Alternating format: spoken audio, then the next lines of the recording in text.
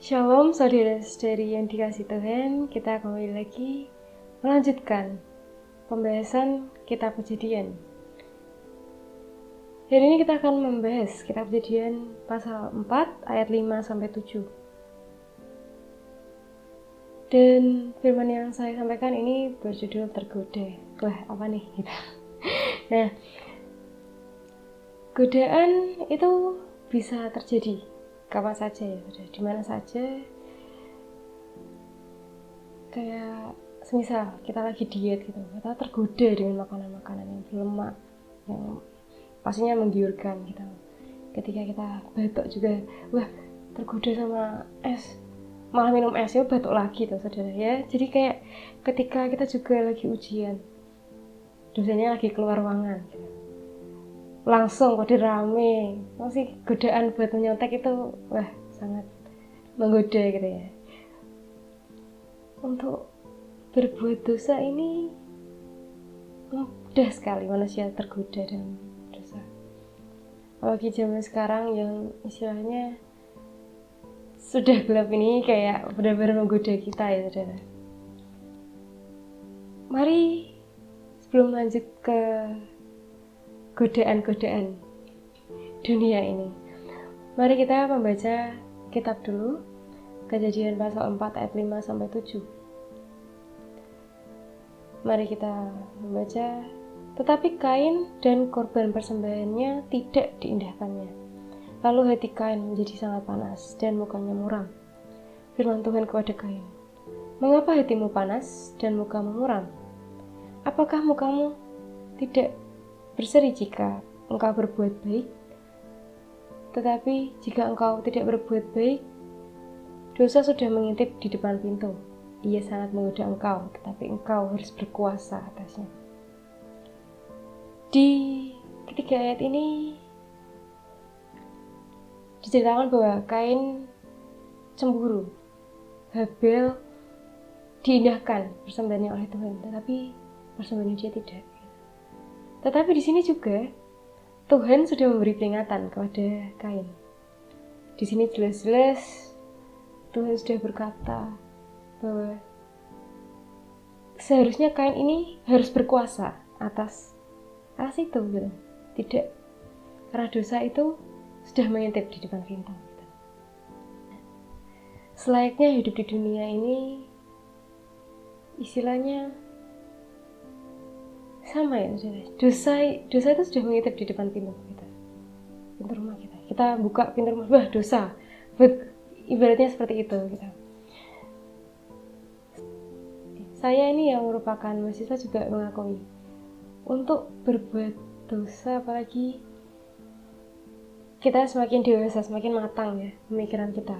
Jadi kayak sudah tambah tahu gitu. Sebenarnya kita sudah tahu dosa itu tidak baik dan apa, cuman kita juga semakin tahu hal yang enak itu apa aja, kita semakin tahu gitu saudara. Cerita Kain tadi itu jangan jadikan contoh hidup kita, melainkan jadi peringatan agar kita selalu waspada gitu. Tapi bagaimana sih kita bertahan dari godaan itu? Nah, saya ada 2 poin. Yang pertama adalah terima apapun kondisi. Di ayat tadi, ayat 5-7, Kain itu sudah memberikan korban persembahan, namun tidak diindahkan Tuhan. Malah dia sudah hatinya langsung marah dan menjadi sangat panas gitu ya saudara. Harusnya dia tidak seperti itu gitu. Harusnya dia terima, tetap menerima itu dengan lapang dada. Ya memang susah saudara, namun jika kita berbuat dosa, jika kita berbuat baik itu upahnya itu berbeda saudara. Namanya sabar sama tidak sabar itu lebih gampang tidak sabarnya gitu daripada sabar, daripada tidak menerima apapun yang terjadi di hidup kita gitu. Soalnya saya kemarin tuh habis daftar beasiswa itu ya saudara.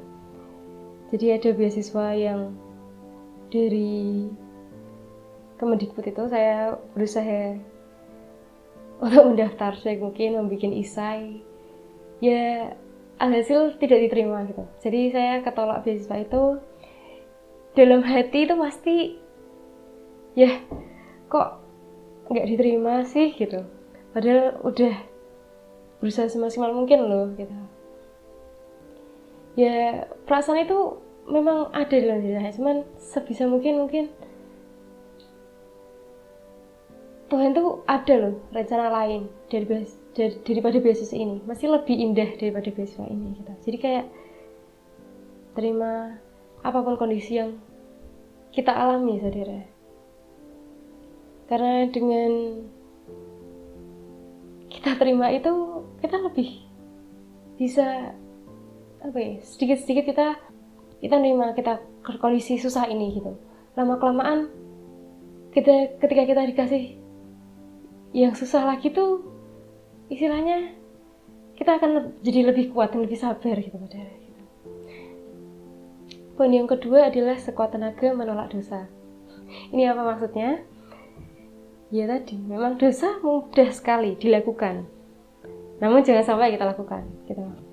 Dalam nama Yesus, tolak dosa-dosa yang ada. Nah, bagaimana kita menolak dosa ini? Sebaik-baiknya itu adalah jaga komunitas, saudara. Ya walaupun kita nggak boleh memilih-milih teman kayak apa gitu. Jadi istilahnya jauhin teman atau apa gitu. Namun masalahnya di sini adalah ketika kita tuh dalam suatu komunitas yang buruk itu, untuk tidak melakukan dosa itu sangat-sangat berat gitu. Saya akan memberikan contoh komunitas baik pun kita harus berhati-hati gitu. Jadi waktu itu ada video TikTok lagi gitu. Ada masuk ke video TikTok itu, masuk ke FYP saya. Jadi ini ada retreat kayak youth gitu. Nah, ada seorang kakak rohani gitu. Nah, kakak rohani ini laki-laki, jadi pria. Seorang pria ini ternyata bisa dibilang gay gitu, saudara. Jadi waktu itu kalau tidak salah tuh, jadi ada namanya retret kan cuma bagian tempat ya, kayak kamar-kamar gitu. Ya otomatis yang cowok sama yang cowok, yang cewek sama cewek. Cuman di sini ada kamar tuh cuman ada satu kamar tuh bertiga doang. Nah, ada satu kakak rohani sama seorang pemuda, sama satu lagi kakak rohani, tapi kakak rohani ini tidak bisa hadir gitu. Jadi cuman mereka berdua dalam satu kamar. Istilahnya sebenarnya seorang pemuda ini tuh udah bertanya-tanya gitu. Loh, kok saya masuk di sini gitu, kok saya nggak sama teman-teman lain, kak, kenapa gitu. Si pemuda ini tuh sudah bertanya ke kak Rohani ini, bilang, maaf ya, ini memang jadi kayak udah penuh istilahnya, jadi kayak kamu sama saya nggak apa-apa di sini. Nah, cerita itu akhirnya saya kira baik-baik aja. Nah, ternyata waktu cowok ini bangun, yang kakak rohani ini memegang alat kelaminnya. Jadi kayak istilahnya ini termasuk pelecehan, saudara. Jadi kayak ini komunitas gereja loh, ini komunitas youth gitu, tapi tidak sehat juga gitu. Ada orang tidak sehat juga, karena memang istilahnya memang kehidupan pribadi kita tuh lebih penting. Kayak istilahnya, kita lihat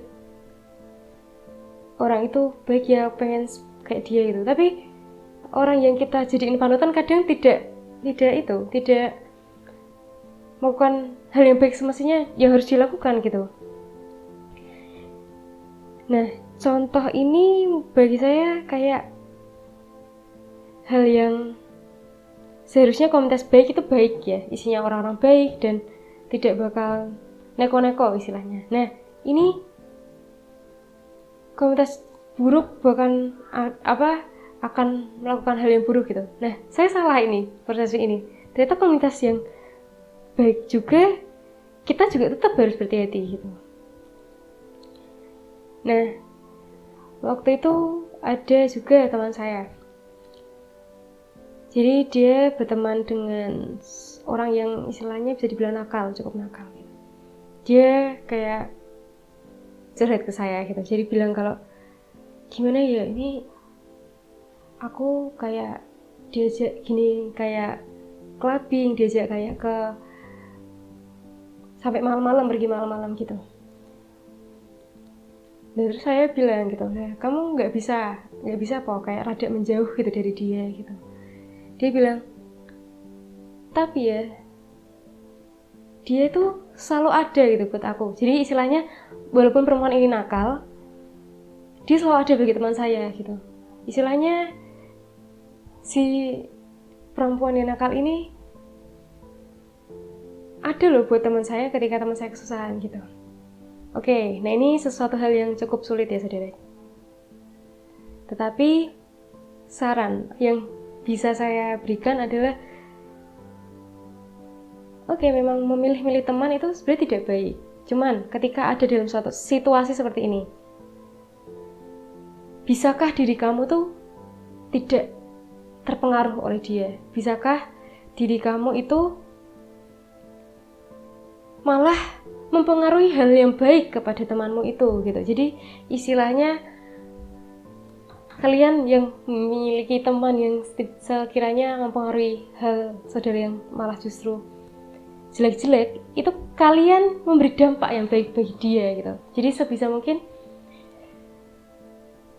malah mengajak dia melakukan hal yang positif gitu.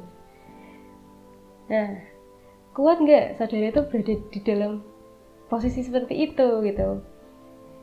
Kalau nggak kuat ya memang sebaik mungkin kita terus berada di circle yang benar-benar positif gitu.